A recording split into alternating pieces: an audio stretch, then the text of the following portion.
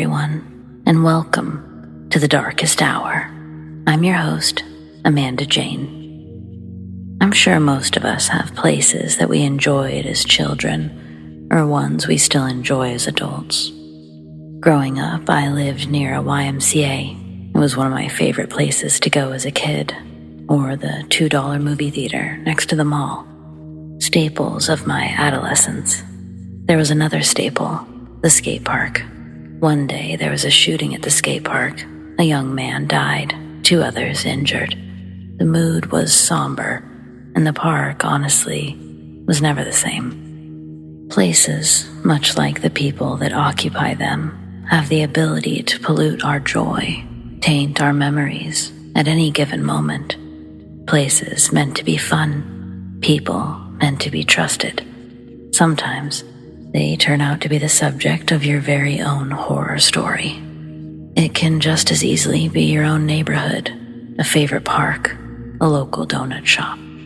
Because, as it turns out, any place can be the source of a great dream or a terrifying nightmare.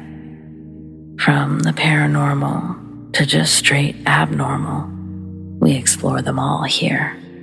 So, let's get started, shall we?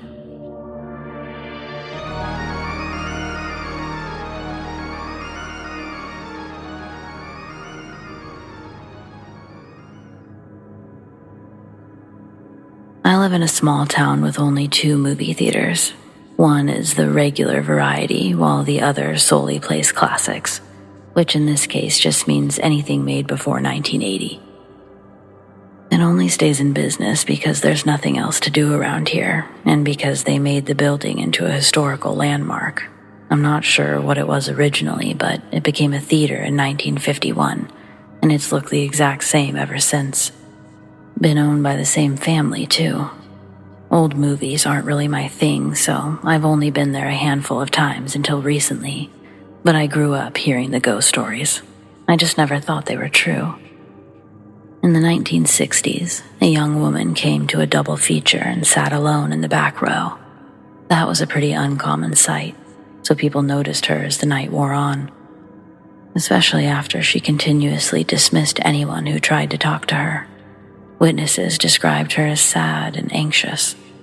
When the second film ended, the lights came on, and everyone began to file out of the exit until they were stopped by an ear-splitting scream. 2 school teachers had stopped to check on the lone woman who was now slumped over and unresponsive. Thinking she'd fallen asleep, they tried to wake her. And that's when they saw the cold, dead stare in her glassy eyes.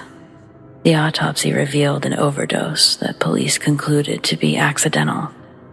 She went to the movies that night to hide from an asshole named Tony. The pair had began dating earlier that year, and their fights were known to be violent. The police took him in for questioning, but he didn't force her to take the drugs, and over a dozen witnesses saw her sitting alone, undisturbed, during the final hours of her life. After being cut loose, he chose to drown his sorrows at the theater, and he wasn't quiet about it. One night, a group of construction workers decided they'd heard enough, tried to kick him out. But Tony had a gun. He managed to kill one of the construction workers and a waitress before the others wrestled him to the ground. Ultimately, he took his own life in prison. But his victims are said to still haunt the theater today. I always thought the owners were faking the sightings to drum up business, but I can't explain what I saw last night. There were only a few other people in the late show, and we were all spread out, but about halfway through the movie, I saw movement in the corner of my eye. I was only a few seats down from the wall, and we were the only people in our row. No one else could have been there without walking past us or climbing over several chairs. But suddenly, there was a woman dressed like a waitress from one of those 50s diners. I stared at her in confusion for only a few moments, wondering where she came from. Before she turned to face me, I saw that half of her head was missing. I jumped out of my seat with a muffled yelp, scared my date half to death. but when I tried to point at the waitress, no one was there. The rest of our row was empty once again, and I was left looking like a lunatic. In my panic, I began describing a rabid beast of a rat, but I only made a bigger fool of myself. Regardless, the one thing I do know for sure is that I'm never going back to that theater again. No thanks.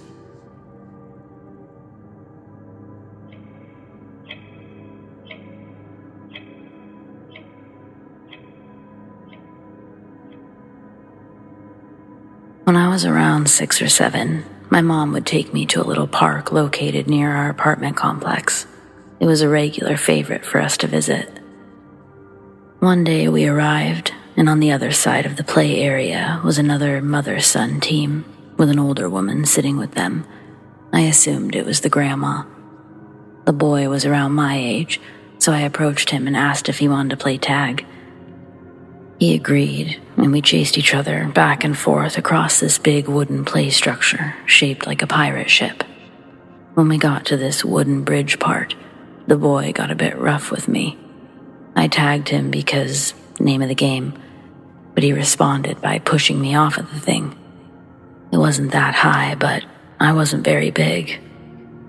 Admittedly, the first thing I did was look over at my mom.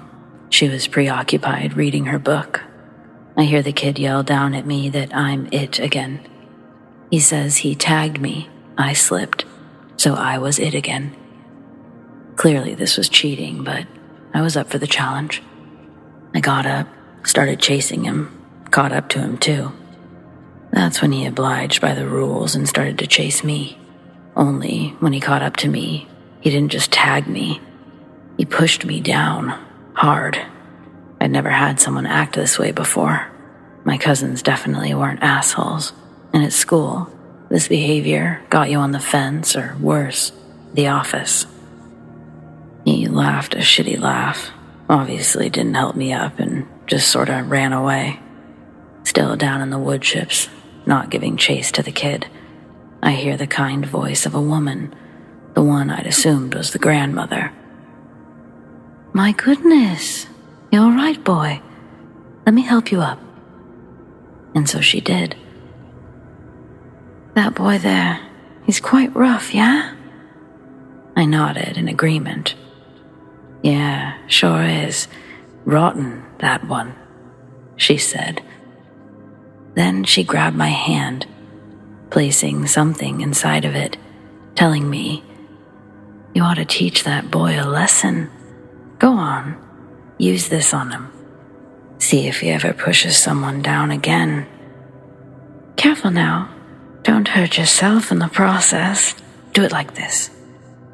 She takes what I recognize as a small razor blade from my hand, showing me the sharp side up. She hands it back to me, this time putting it in my fingers, and she smiles. Then she just walks away. I wonder what to do with this sharp object in my hand. I watch as the old woman just walks past the benches, onto a trail, out of sight, opposite direction of my apartment. The other boy starts to run towards me, and I don't want to hurt him by any means. Sure, he was rude, but I'm not going to make the kid bleed. I run over to my mom. I tell her everything best I can articulate. My only way of knowing that I maybe conveyed it correctly was her reaction wasn't dismissive. Next thing I remember is standing with my mom at a payphone. She was talking to the police, telling them everything, I assume. She sounded pissed. All I remember from there is thinking, what if that lady comes back? What if she has more razor blades? What if she finds me? Luckily, that never happened. I sort of lost interest in the park after that day. Or maybe my mom just never let me go back or wanted me there. Either way, it was no longer our favorite spot. People really do ruin everything.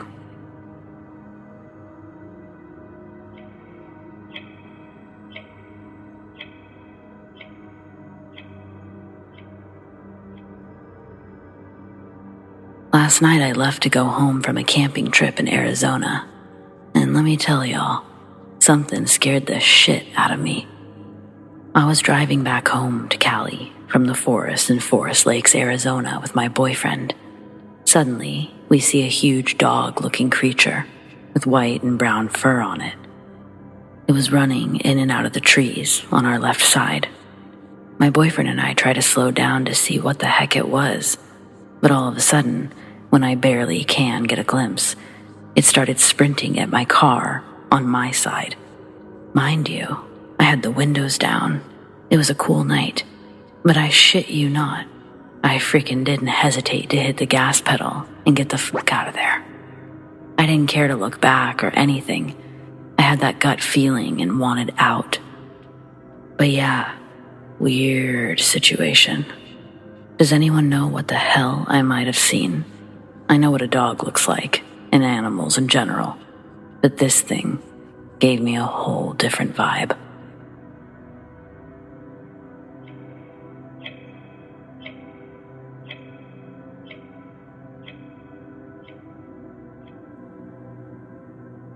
I was holidaying in Mazatlan, Mexico. I'd been sick and stuck in the hotel as soon as we got there. I finally felt well enough to go to the beach with my husband. He had heard all the cautions about the beach, which I had missed. Apparently, there was a bit of a riptide, and I don't really swim. I got on a paddleboard and was splashing around. I realized I was too far, slipped off the paddleboard, couldn't find the bottom, and started to panic. Then there was a voice and a pair of hands. "Here, let me give you a hand." I was lifted up, and then the voice. "Let's just fix this first." My swimsuit was adjusted, and then I was placed back on the board and pushed towards shore. I got to my feet, turned around to say thank you, and no one was around for yards. I stumbled up the beach, found my husband, who hadn't been watching, asked if he'd seen anyone near me. He and the others near him said that there had been no one around me. I thanked my guardian angel.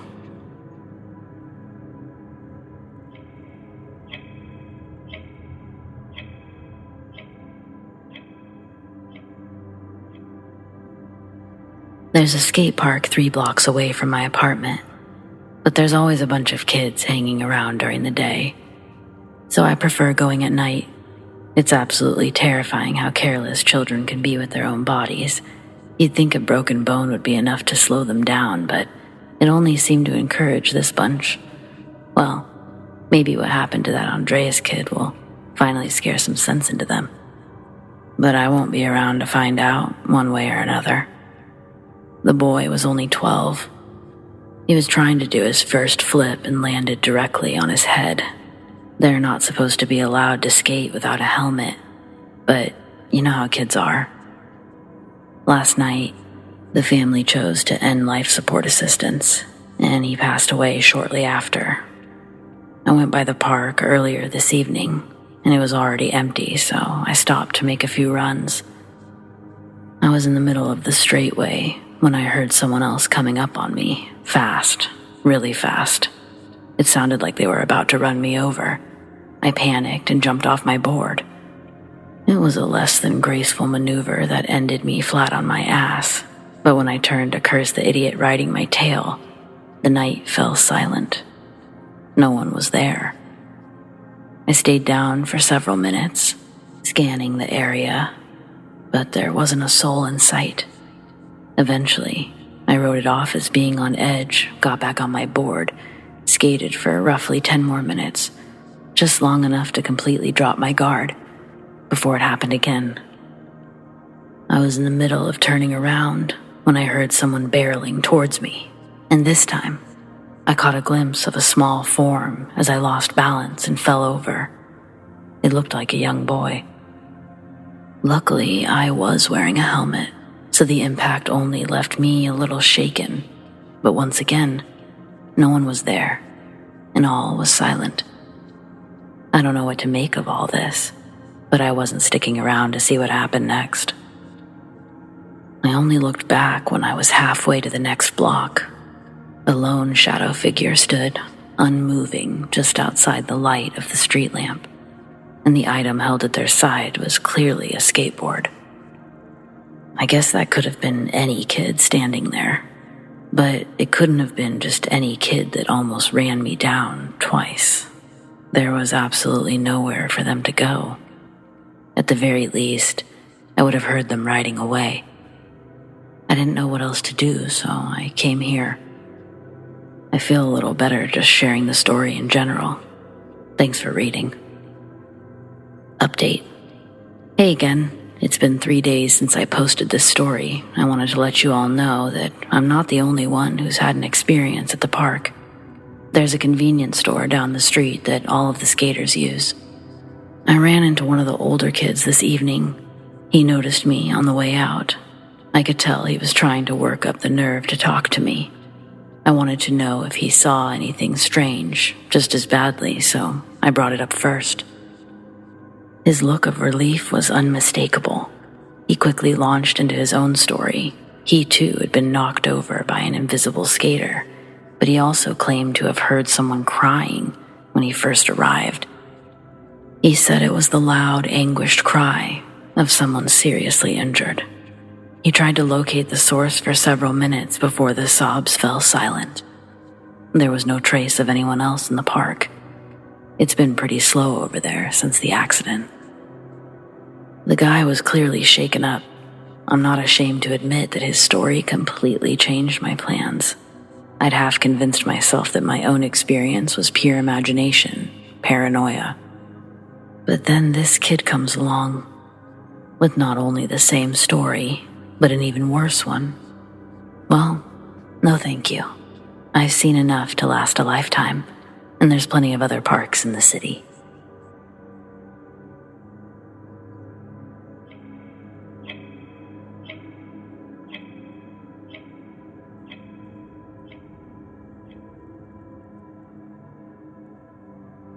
When I was 8, my family and I took a beach vacation, staying in a condo with 20 floors, our condo being on the top floor.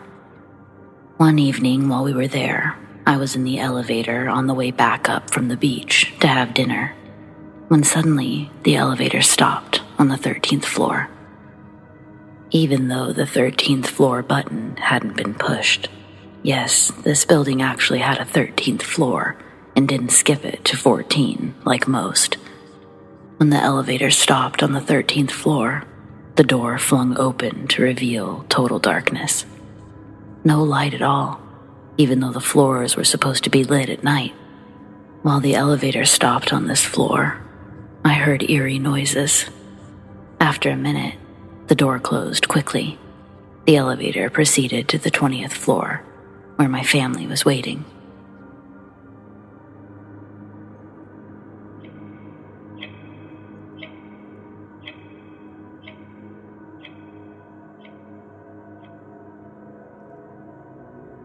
This happened a while ago, and I guess I would say it's not your traditional ghost story.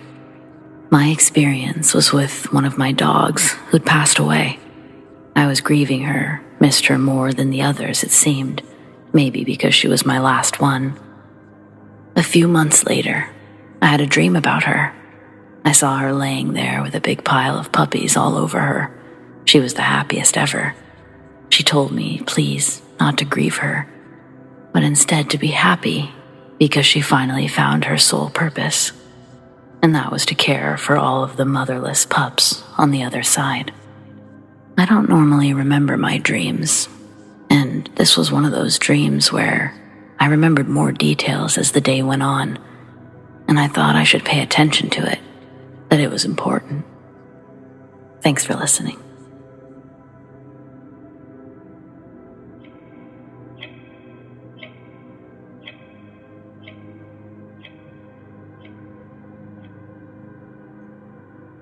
When we first got married, my husband worked the night shift at his family's donut shop. A few years into being married, Mitch had started working the 8 p.m. to 4 a.m. shift, replacing his sister Lim, who'd died suddenly.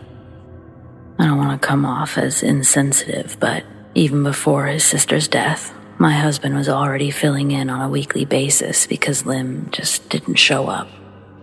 She was unreliable and unpredictable. Lim's explosive temper had given my husband more than a few scars on his body to prove that her rage had existed over the years. Likely the result of parents who couldn't manage a struggling family business and keep an eye on 2 growing children. They're second-generation owners of the donut shop. It was purchased by their grandfather after immigrating to New England in the early 70s. Back home, their business was tremendously successful. They'd also invested in real estate. They'd made enough to buy a 2-bedroom loft with a vacant business for rent below it. They sold everything just to come struggle in America. Oblivious of the Western culture, they opened up a business in a poor neighborhood across the street from an emergency room. It would prove to be both a great place for business and a terrible place for business. The location yielded just enough income for them to get by each month, and just enough hope for the family to stay invested, physically, financially, and emotionally.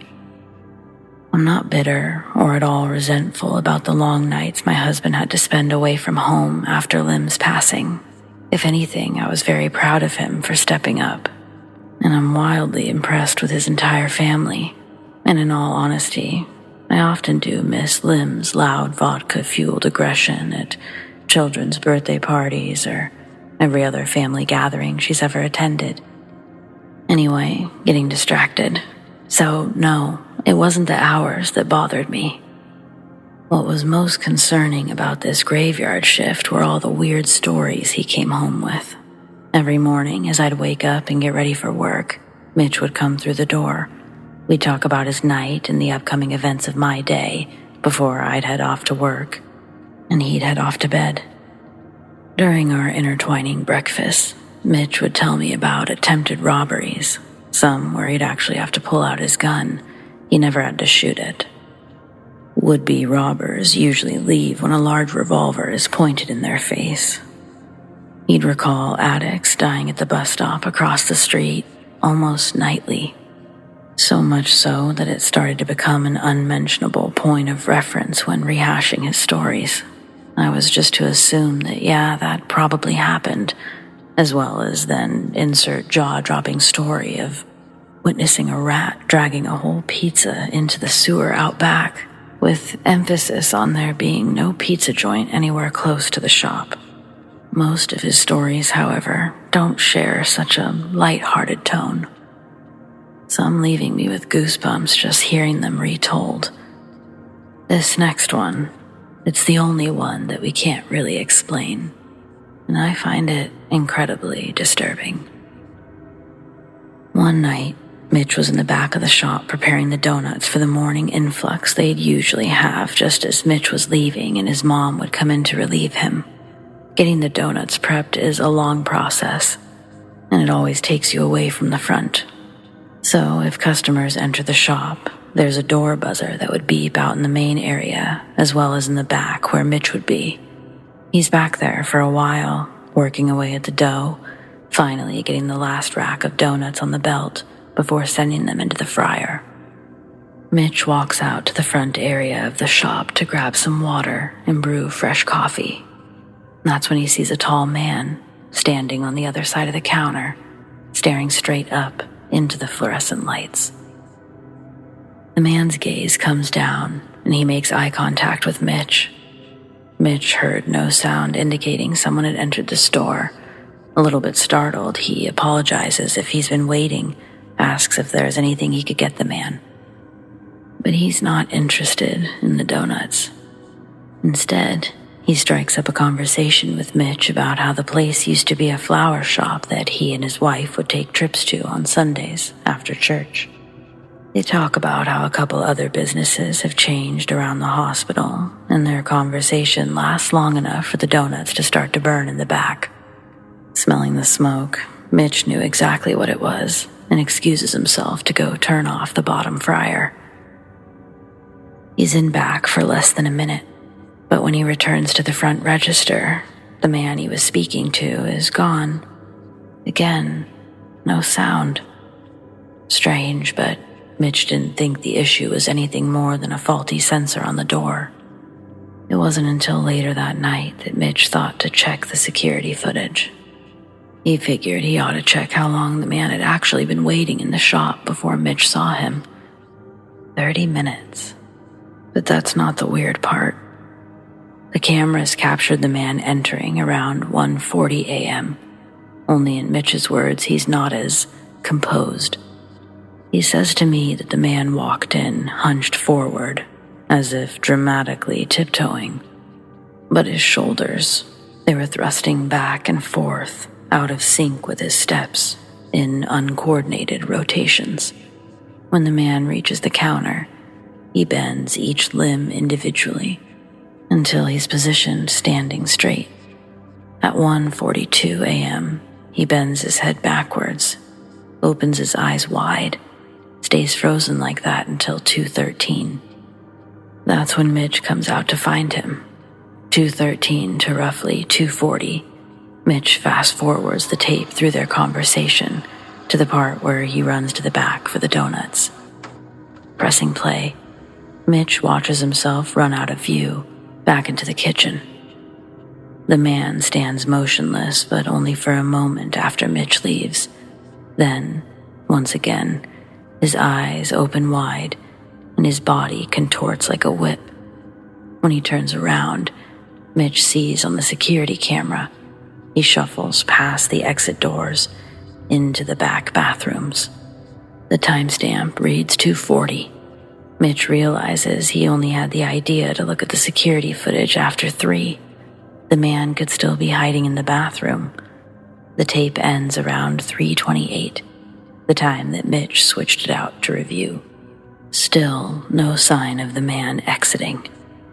This discovery makes Mitch slam the small security control room door behind him, and he locks it. He calls the police from the phone in there, while Mitch is huddled up in there waiting for them to arrive. He takes out the footage from the second camera, which is stationed closer to the kitchen. It's been recording the whole time. Mitch places it in the small VHS player, rewinds the tape just to before walking into the control room, and lets it play. Where the first tape ends, the second camera records, as just moments after the door shuts. A figure can be seen slinking into the back kitchen, just outside the control room doors. It's the same man. He's standing, frozen, eyes wide, looking straight into the camera. Mitch almost had a heart attack. That was not the friendly man he'd just spoken to. He flipped off the TV that he was watching the tapes from, tried to stay as quiet as possible until the cops came. They came, and prior to even viewing the tapes themselves, they cased the entire building, surrounding area. No sign of the man Mitch described, or the thing he described. The 2 officers joined Mitch in the control room. They started to review the tapes, Mitch rattling off different timestamps, telling them what to look for. They watched the tapes all the way through, even past when Mitch had turned off the TV. There was the man, staring at the camera, until he wasn't. He didn't walk away. He didn't glitch out. He just slowly disappeared, until there was no longer a man standing there. Mitch looks at the officers who haven't said a word. They're just looking at each other. No one says anything, so Mitch asks the officers, did they see that? Did they see the man disappear? Did they see him change? The 2 leave the control room without saying a word, grab another officer, and call into the sheriff's office. By this time, Mitch has already called me to update me. He's called his mom, telling her not to come into the store until he figures everything out with the police. When the sheriff's deputy arrives, Mitch tells him to watch at the 1:40 mark on the first tape. But instead, they start removing the tapes. They'd done this before, but usually it was an obvious crime like attempted robbery or something. And usually they told him why they needed it. More so, he was concerned why they weren't concerned by the man, his gait, the fact that he seemed to disappear in front of them. He asked them. They offered no dialogue on the topic, gave my husband a name and a number to follow up with, and then they left. It probably goes without saying, no one ever followed up with Mitch or his family, which is a sad reality for many who live in that area to this day. I mean, we tried, but life was already insanely busy for everyone at that point. Plus, it was really only Mitch and myself that wanted it at this point. His parents were dismissive of the whole thing. Life goes on, I guess. They even frequently ran into the same officers when reporting various disturbances, but no one ever talked about it. For about 2 more years, Mitch would come home with more unusual stories, more drug addicts dying, attempted robberies, which died down a bit after installing 2 additional security cameras. But no more oddly appearing or disappearing men. It would appear that was just a one-off kind of thing. Mitch's family's place got bought out, or rather forced out, by the city back in 2002. Terribly sad, but by that point I think everyone was ready to move on. I know we already had, but as far as this experience, truly, what do you think it was?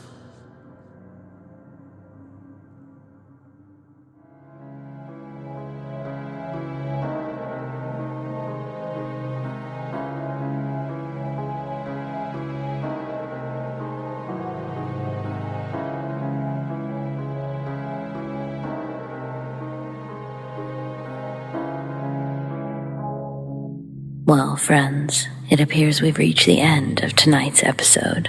Thanks for joining me tonight. Whether it's your first time or you're a regular, your support means the world. Big thanks to all of you for listening, and thanks to those who shared their stories. We've got brand new episodes every Friday night. Keep your eyes open just long enough for those deep sleep videos and, of course, double features. Don't forget to like this video, subscribe if you haven't already, and tap the bell so you never miss a thing. A huge shout out to all of my patrons, whom I appreciate so very much. Tracy S, Tamara K, Monica L, ZoeWatt, Chelle B, Donald C, Marion T, Rat Girl, Alisha S, Erin G, Nikki H, Mr. Revenant, Naz K, Brendon G, Paul T, Nicholas C, Lissane, Arlene F, and Adrienne. If you too want to support the Darkest Hour in other ways, consider joining my Patreon. Check out patreon.com/thedarkesthour or click the link in the description to learn more. Do you have stories like these? I'd love to share them, and I need them now more than ever. So definitely send them to me, amandadarkesthour@gmail.com, or on the Darkest Hour subreddit, The Darkest Hour YT. Stay spooky.